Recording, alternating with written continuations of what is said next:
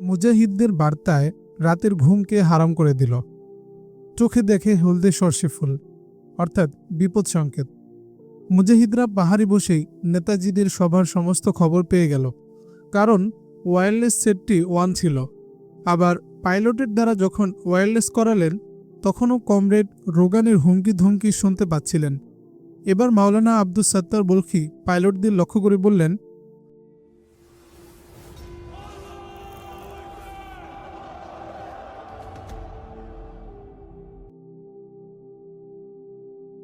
কি হে বন্ধুরা, এখন উপায় কি তা পরামর্শ করে ঠিক করুন। আপনাদের নেতাকর্মীগণ আপনাদেরকে কতটুকু মূল্যায়ন করেন তা তো এখন বুঝতে পারলেন। পৃথিবীতে এমন কোনো দেশ আছে কি যেখানে প্রশাসন সামরিক বাহিনীর উপর এমন নিষ্ঠুর আচরণ করে? ওরা তো সাধারণ নাগরিকদের মর্যাদাও আপনাদেরকে দিল না।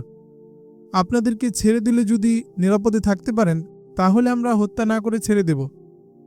আর যদি মনে করেন দেশে ফিরে গেলে কারা নির্যাতন ভোগ করতে হবে, তাহলে আমাদের সাথে থাকতে পারেন। এটা আপনাদের অভিরুচি। এখন চিন্তা করে দেখুন কোনটি বেছে নেবেন। কমান্ডার সাহেবের কথা শুনে পাইলট প্রধান সুরাসিকো বললেন, কমিউনিস্ট হায়নাদের মধ্যে মনুষ্যত্ব ও মমত্ববোধ নেই। এখন আমরা যদি ৪৯ জন কমান্ডো সাথী হারিয়ে অস্ত্রশস্ত্র খোয়ায়ে ও হেলিকপ্টারটি তোমাদের হাতে রেখে ফিরে যাই, তাহলে যেসব নির্যাতন আমরা নেতাদের কথায় মুসলমানদের উপর করেছিলাম, এর চেয়ে শতগুণ বেশি নির্যাতন করা হবে আমাদের উপর। না হয় ব্রাশ ফায়ারে জীবনলীলা সাঙ্গ করে দেবে। ওরা যখন আমাদের সাথে এ নিষ্ঠুর আচরণ করেছে, তাহলে আর দেশে ফিরে যাব না।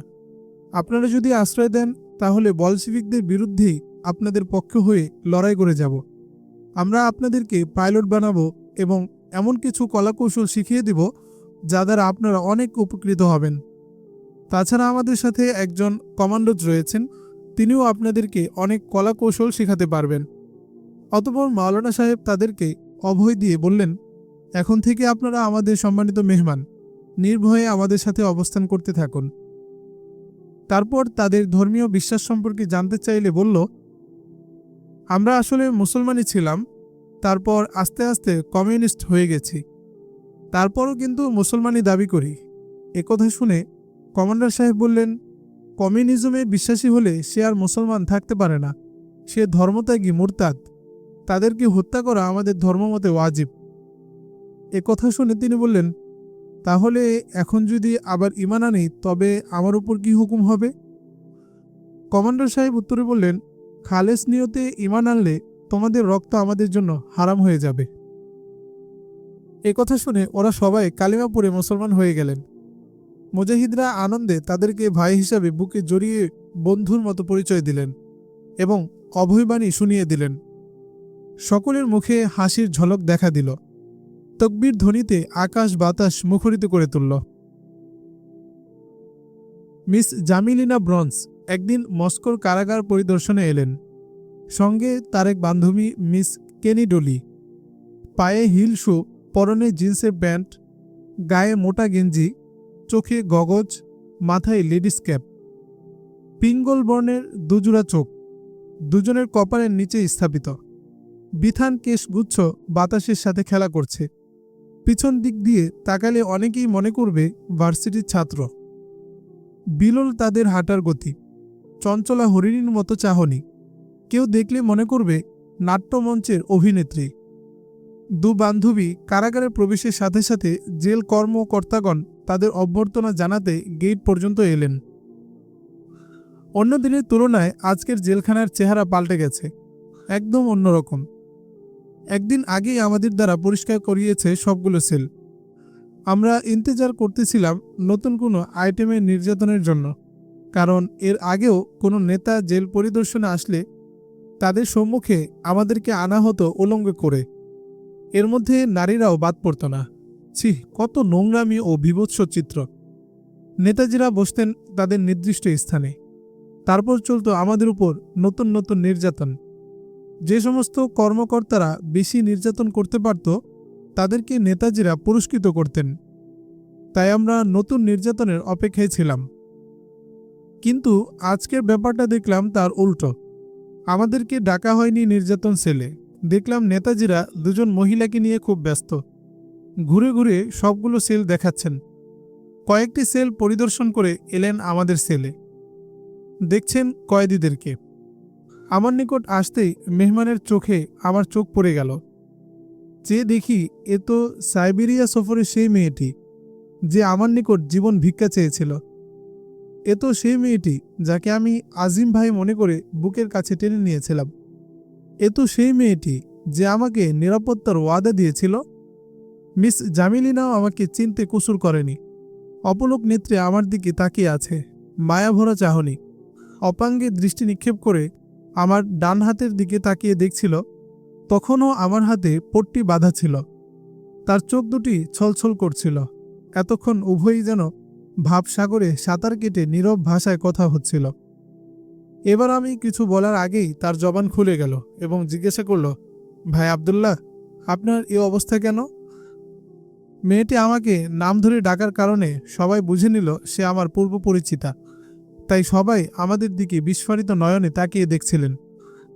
মিস জামিলিনার প্রশ্নের উত্তর দিতে গিয়ে বললাম, আমি আপনাদের নিকট যা পাওনা ছিলাম তা হারে হারে পেয়েছি। আমাকে বুঝিয়ে বলো ঘটনাটি কি ঘটেছে। আমাকে দুটি হাত আল্লাহ তাআলা দান করেছিলেন জালিমের হাত গুড়িয়ে দেওয়ার জন্য, অত্যাচারীর কালো হাত ভেঙে দেওয়ার জন্য। তাই আমি আমার হাতকে জালিমের উপর ব্যবহার করেছি। 7 জন জেল কর্মচারীকে জাহান্নামের ভিসা ও আকামা দিয়ে পাঠিয়েছি। তাই আমার এই অবস্থা। আপনি কেন এমনটি করতে গেলেন? আমরা হতে পারি কয়েদি, কিন্তু মানুষ আমরা। আমাদের আছে বাঁচার অধিকার, আছে মান ইজ্জত রক্ষার অধিকার। আপনারা আমাদের যেসব খাবার দেন সেসব খাবারও তারা চুরি করে। মজলুম মানুষের মুখের গ্রাস তারা কেড়ে নেয়। এমন সব জালিমদের দুনিয়ায় থাকার অধিকারও নেই। তাই আমি আমার হাত ইস্তেমাল করেছি। আমাদের আলাপ আলোচনার সময় জেল কর্মকর্তা সহ অনেক কর্মচারী আমাদের পাশে ছিলেন। এদের সামনে কথা না বাড়িয়ে চলে গেলেন বিশেষ অতিথি ভবনে। তারপর সমস্ত কয়েদিরা আমাকে জিজ্ঞাসা করল যে, ভাই, এসব উচ্চ পর্যায়ের নেতাদের সাথে কি করে আপনার পরিচয় হলো? তাদের প্রশ্নের উত্তর দিতে গিয়ে সাইবেরিয়ার নির্মম কাহিনী শোনালাম।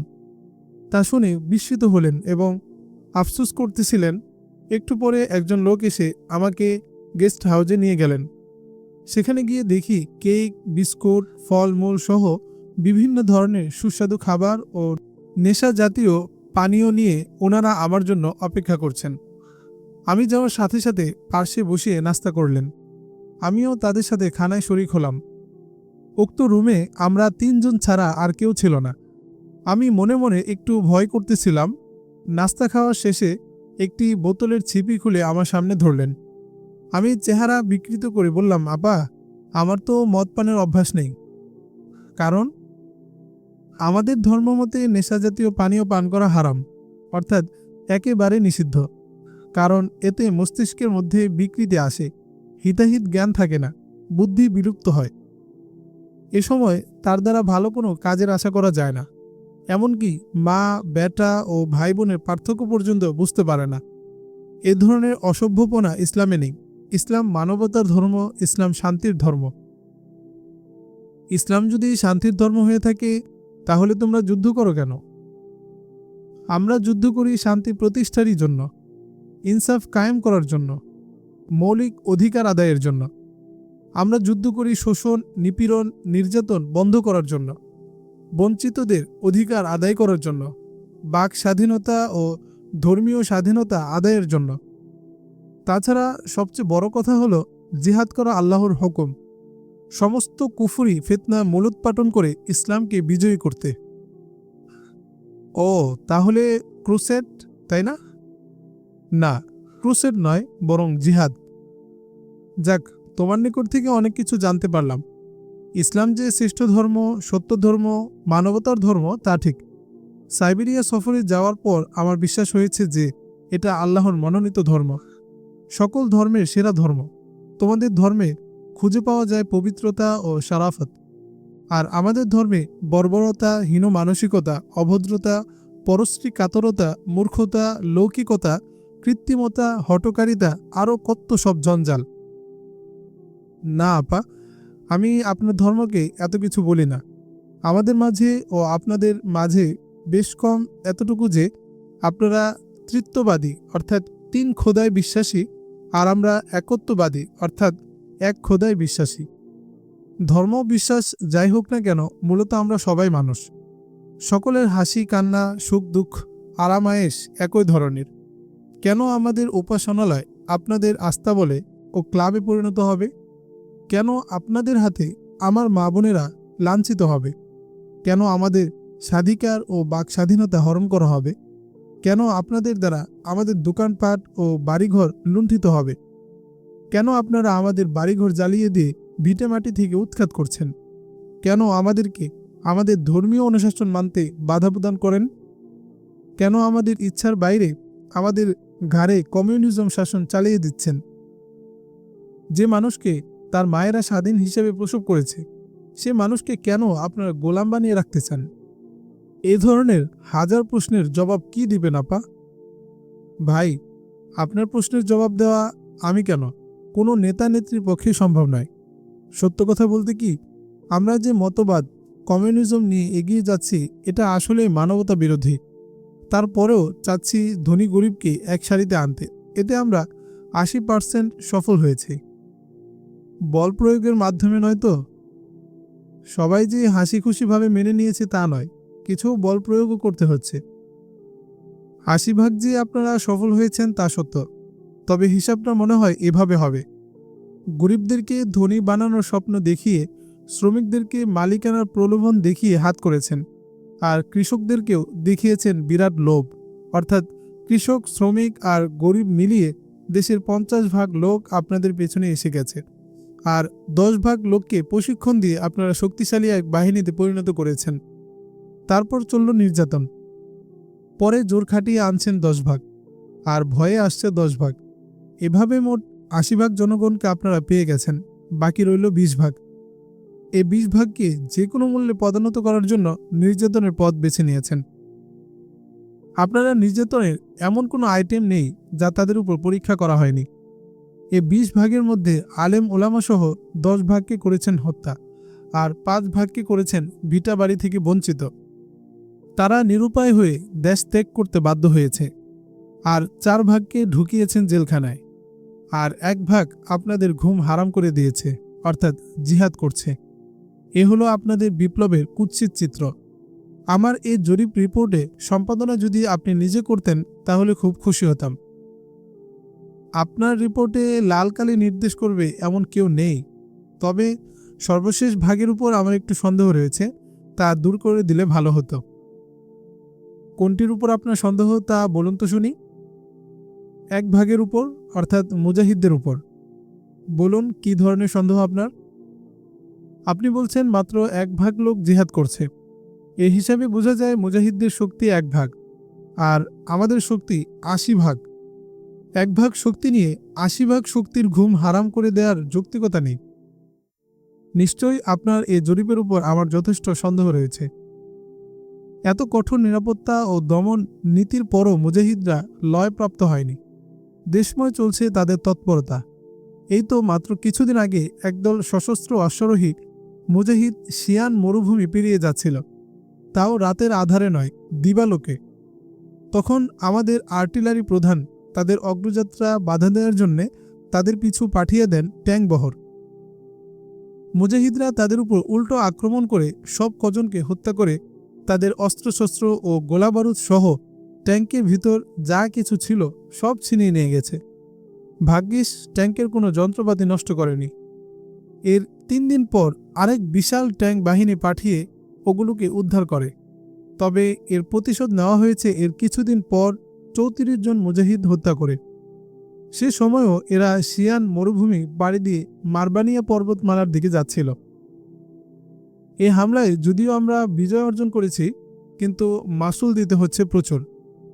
এ ৩৪ জনকে হত্যা করতে আমাদের মিসাইল খরচ করতে হচ্ছে ৭টি। বারবার টার্গেট মিস করার কারণে এমনটি হয়েছে। এতে আমাদের মেরুদণ্ড কুঁজু করে দিয়েছে, সেনাবাহিনীর ভিত নেড়ে দিয়েছে। এ ঘটনায় মুজাহিদদের দৌরাত্ম্য অনেক গুণে বেড়ে যাবে। আমার প্রশ্ন, এরা যদি এতই দুর্বল হতো তাহলে এত বড় একটি কাজ কি করে করতে পারল? এমন কি কাজ করেছে এরা, একেবারে সেনাবাহিনীর ভিতরে ভূমিকম্প সৃষ্টি করেছে? বড়ই দুঃখ আর পরিতাপের বিষয়। তা হলো, আমরা ইন্টেলিজেন্সের মাধ্যমে জানতে পারলাম মারবেনিয়া ও মাদাসিকো পর্বতমালায় মুজাহিদদের শক্তিশালী ঘাঁটি রয়েছে। এসব ঘাঁটি উৎখাত করার জন্য 50 জনের একটি শক্তিশালী কমান্ডোজ বাহিনী বিপুল অত্যাধুনিক অস্ত্রশস্ত্র, গোলাবারুদ ও গানশিপ হেলিকপ্টার নিয়ে উক্ত পর্বতমালায় অভিযান চালায়।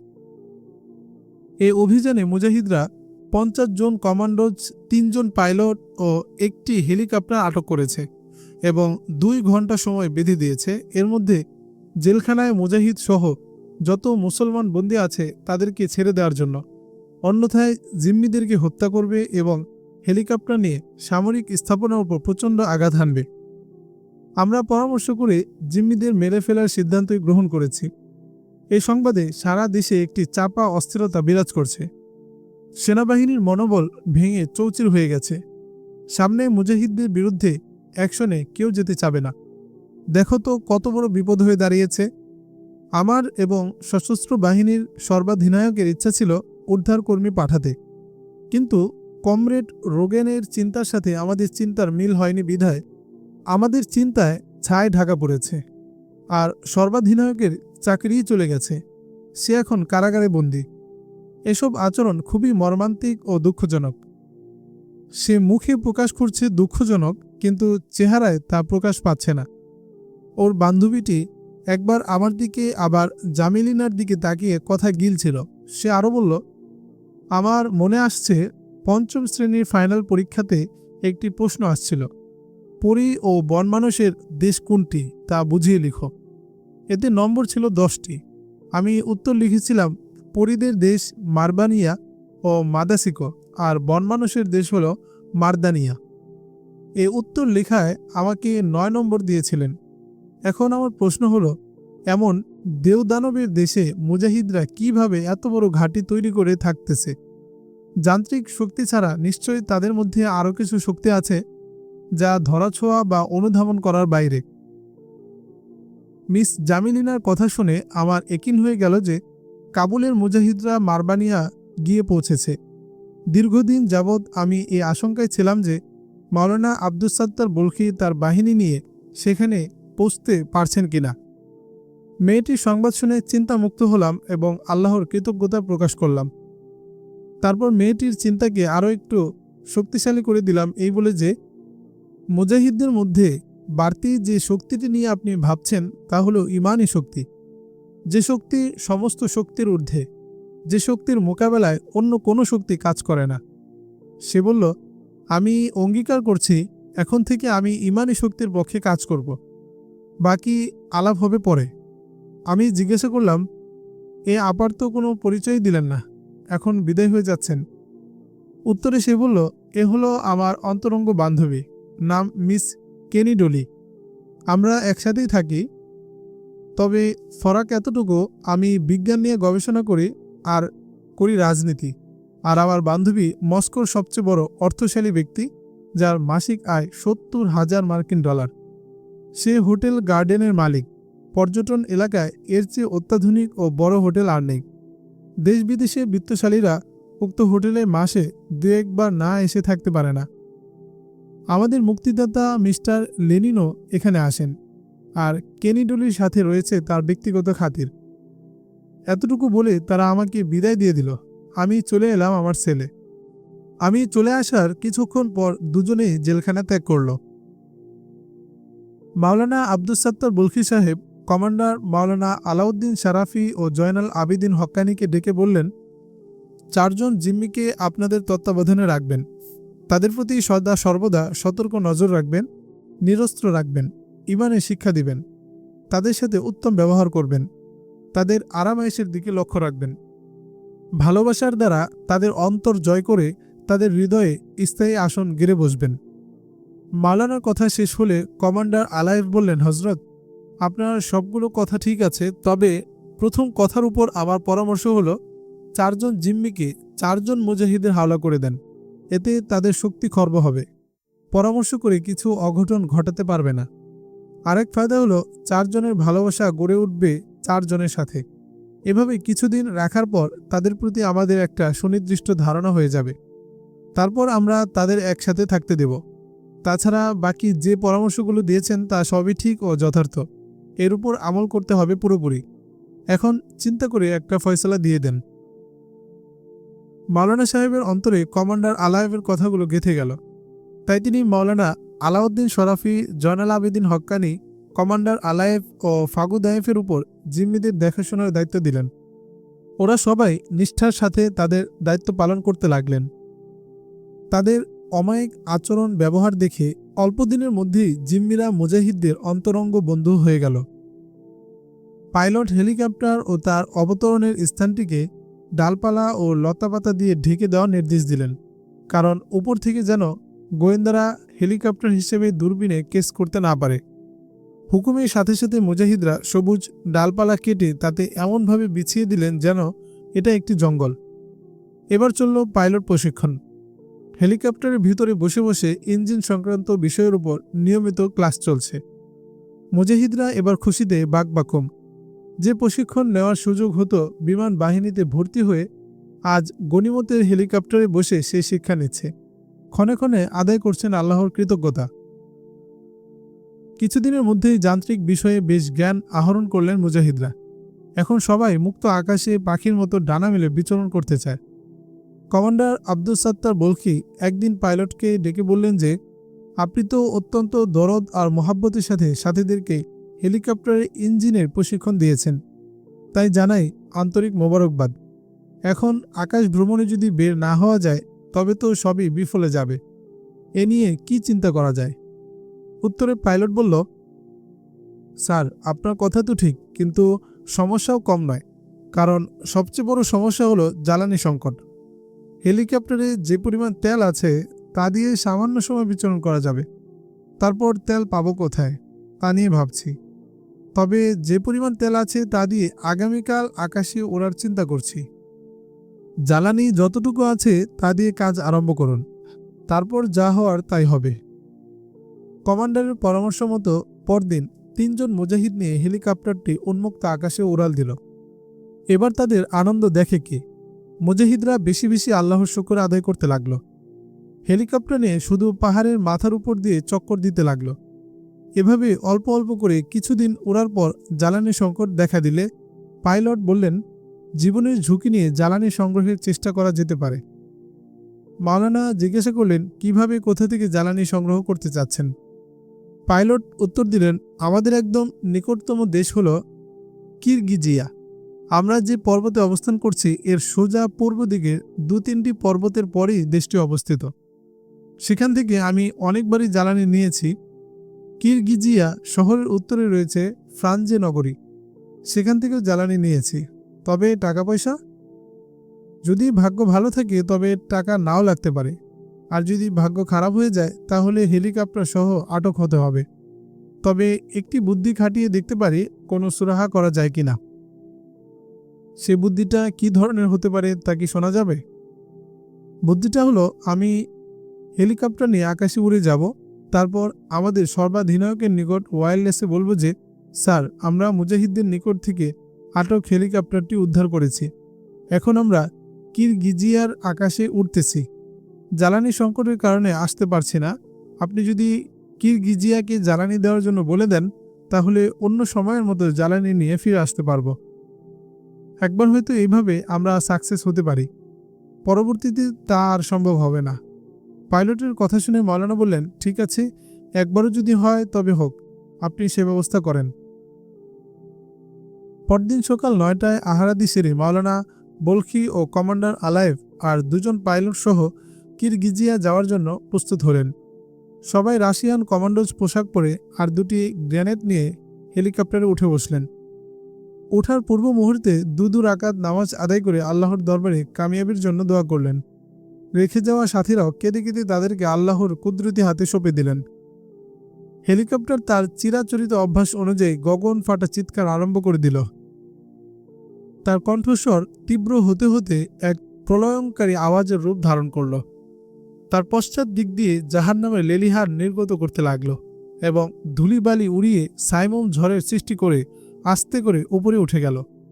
অতঃপর অন্য সব সাথীদের মাথার উপর দিয়ে একটি চক্কর দিয়ে খুব ধীর গতিতে পূর্ব দিকে অগ্রসর হতে লাগল। আকাশে উড়ে পাইলট সুরাসিকো ওয়্যারলেস ওয়ান করে সর্বাধিনায়কের নিকট বার্তা প্রেরণের চেষ্টা করে ব্যর্থ হলেন। অনেক চেষ্টা করেও যখন তাকে পেলেন না, তখন সরাসরি হেডকোয়ার্টারের সদর দফতরে বার্তা পৌঁছালেন যে আমরা 3 জন পাইলট ও 1 জন কমান্ডোজকে নিয়ে হেলিকপ্টার সহ পালিয়ে আসছি। বর্তমানে আমরা কিরগিজিয়ার আকাশসীমা পেরিয়ে মহাকাশে বিচরণ করছি। আমাদের জ্বালানির ব্যবস্থা না হলে কিছুক্ষণের মধ্যে আমাদের আকাশে সমাধি রচিত হবে। হেডকোয়ার্টার থেকে সরাসরি বার্তা আসলো যে আপনারা কিরগিজিয়া এয়ারপোর্ট থেকে জ্বালানি সংগ্রহ করুন। আমরা এখনই কিরগিজিয়াকে তেল দেওয়ার জন্য অনুরোধ বার্তা প্রেরণ করছি। পাইলট হেলিকপ্টার নিয়ে কিরগিজিয়ার এয়ারপোর্ট এর উপর দিয়ে বিপদ সংকেত দিয়ে অবতরণের লাইন চাচ্ছিলেন। কিরগিজিয়ার বিমান ঘাঁটি ছিল খুবই ছোট। কয়েকটি বিমান ল্যান্ড করার কারণে লাইন দিতে বিলম্ব হচ্ছিল। পাইলট নিরুপায় হয়ে সর্বশেষ বিপদ সংকেত দিয়ে দিলেন এবং সাথীদের সতর্ক করে বললেন, আপনারা প্যারাসুট নিয়ে প্রস্তুত হন। হেলিকপ্টারটি আর বাঁচানো সম্ভব হবে না। আরোহীরা ভয়ে ভীত হয়ে আল্লাহর আশ্রয় কামনা করছিলেন। আল্লাহ পাকের অশেষ মেহেরবাড়িতে লাইন পেয়ে গেলেন। ঠিক তখনই আস্তে করে জমিন ছুঁয়ে দাঁড়িয়ে গেল। পাইলট বললেন, হেলিকপ্টারটি আর 10-15 সেকেন্ড আকাশে থাকলে নির্ঘাত মারা যেতাম। পাইলট হেলিকপ্টারটি তেলের ডিপুটি রেখে চলে গেলেন রেস্ট হাউসে। তাদের জন্য নিয়ে এলো উচ্চমানের নাস্তা। সবাই তৃপ্তির সাথে নাস্তা করে বিশ্রাম নিচ্ছেন। এরই মধ্যে পাগলের মতো ছুটে এলো সাংবাদিকরা। পাইলট খুব কৌশলে মুজাহিদদের বিপুল শক্তির কথা বারবার জানানোর চেষ্টা করছেন। পাইলটের উপস্থাপনায় এটাই বোঝাচ্ছিল যে মুজাহিদরা সুসংগঠিত হয়ে পর্বতগুলোতে বিশাল বিশাল ঘাঁটি তৈরি করেছে, ইত্যাদি ইত্যাদি।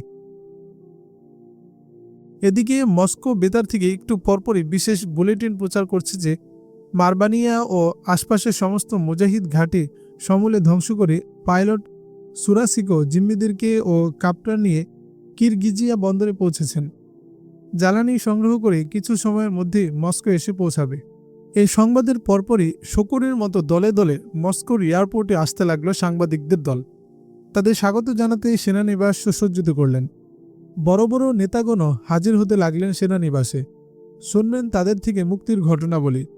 একটু পরপরই সদর দপ্তর খবর নিচ্ছিল। বিশ্রাম ও তেল নিতে প্রায় 3 ঘন্টা সময় চলে গেল। আজদাহাটি অর্থাৎ হেলিকপ্টারটি 12,000 গ্যালন তেল পান করল। অতঃপর পাইলট সবাইকে নিয়ে আকাশে ডানা মেললেন। আকাশে ওঠার সময় ওয়্যারলেস সেটটি বন্ধ করে দিলেন। 4র্থ খণ্ড সমাপ্ত। আরও আকর্ষণীয় ঘটনাবলী নিয়ে আসতে যাচ্ছে 5ম খণ্ড। সাথেই থাকুন।